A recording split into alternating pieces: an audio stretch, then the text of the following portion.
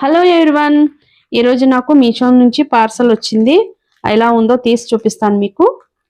ఇందాకే వచ్చింది, ఓపెన్ చేసి మీకు చూపిద్దామనేసి ఓపెన్ చేస్తున్నాను మీ ముందే. ఒకవేళ ఏమన్నా రిటర్న్ ఇచ్చేది ఉన్నా కూడా మనకు వీడియో పనికి వస్తుంది కదా, అందుకనేసి కూడా తీసుకుంటున్నాను. మిషన్ ఎంబ్రాయిడింగ్ బ్లౌజ్ పీస్ ఇది.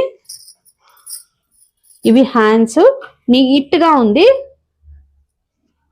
క్లాత్ కొంచెం నార్మల్ గా అనిపిస్తుంది, మరి సూపర్ గా అయితే లేదు.